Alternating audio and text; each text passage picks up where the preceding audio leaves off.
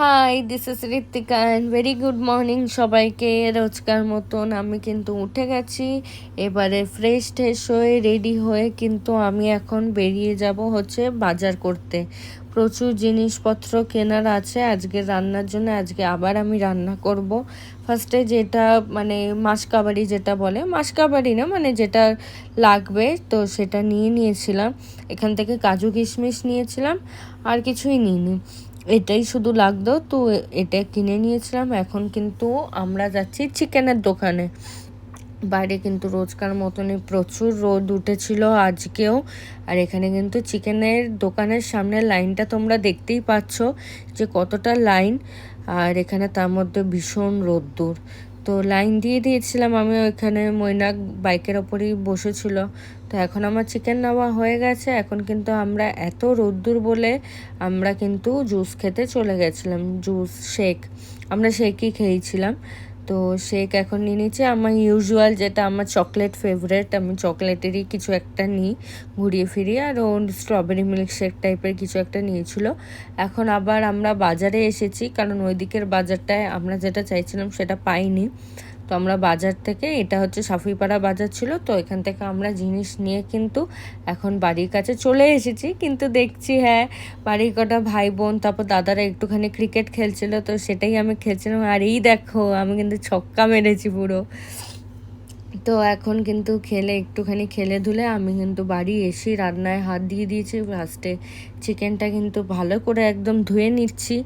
ধুয়ে নিয়ে কিন্তু চালটাও আমি ধুয়ে নিচ্ছি।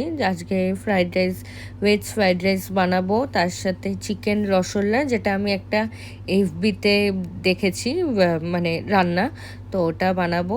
আর তার সাথে কিন্তু তোমার হচ্ছে ম্যাশড পটেটো বানাবো। এখানে কিন্তু মৈনাক ভেজিটেবলসগুলো কেটে দিয়েছে, আর এখানে আমি রসুনটা ছাড়িয়ে নিচ্ছিলাম।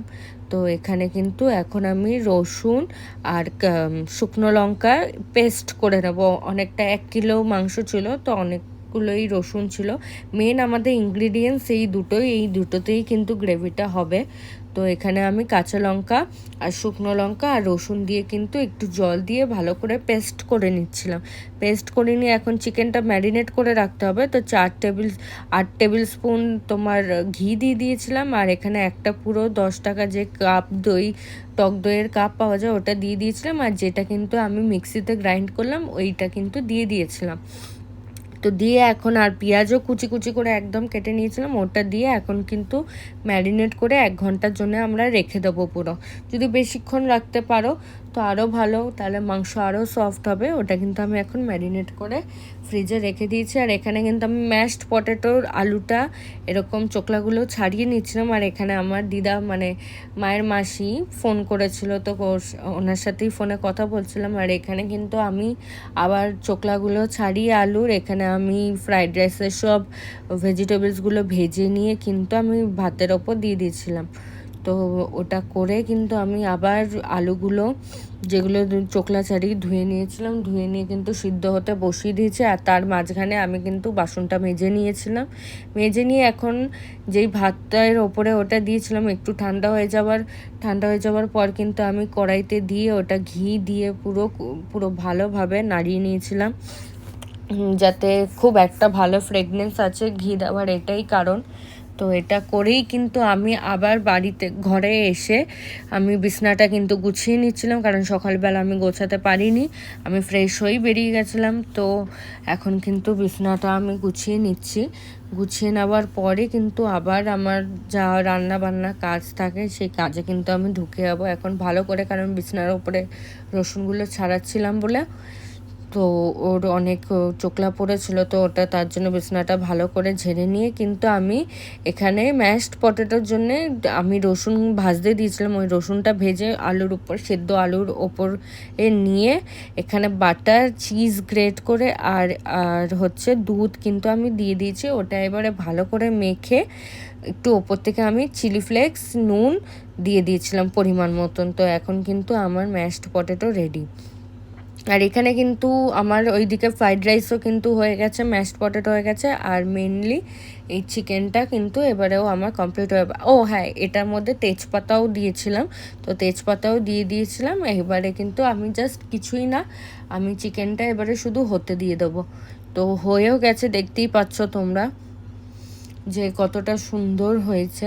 এখানে কিন্তু হয়ে গেছে, আর খেতেও কিন্তু খুব ভালো হয়েছিল। আমি এখানে স্নান টান করে কিন্তু সার্ভ করতে এসে গেছিলাম। এখানে এই যে fried rice, veg fried rice, mashed potato আর চিকেন এখানে দেখো আমি কিন্তু নিয়ে নিয়েছি। আর খেতে খেতে কিন্তু আমি আবার রোজকার মতন কিন্তু ট্রান্সফরমার চালিয়ে নিয়েছিলাম, কারণ আমাদের হ্যারি পটার শেষ, এখন আমরা ট্রান্সফরমার দেখছি একদম প্রথম থেকে। আর যেহেতু রোজই জানো যে দেখতে দেখতে ঘুমিয়ে পড়ি, তো ঘুমিয়ে পড়েছিলাম। ঘুম থেকে উঠে কিন্তু আমি আবার রেডি হয়ে গেছি, হয়ে কিন্তু একটু আড্ডা মারার উদ্দেশ্যেই বেরোনো। আর আমরা কিন্তু আড্ডা মারার দিকেই যাচ্ছিলাম।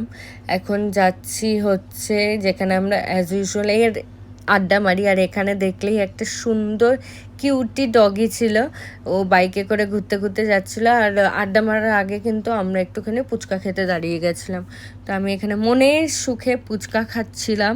ফুচকা খেতে খেতে ভিডিও করতে করতে আমরা কিন্তু পৌঁছে গেছি আড্ডা মারতে। আর এখানে আজকে একটা খুব ইন্টারেস্টিং খেলা হবে, তো ওই খেলতে খেলতেই কিন্তু অনেক বেজে গেছে, আর বেজে নিয়ে এখন সবাই বাড়ি চলে যাচ্ছে। এখানে বাড়ি যেতে যেতে সবাইকে টাটা করে কিন্তু আমরা বাড়ির উদ্দেশ্যে বেরিয়ে গেছি। আর আজকে কিন্তু ছিল হচ্ছে মাদার্স ডে, এত রান্নাবান্না কিন্তু মাদার্স ডের জন্যেই।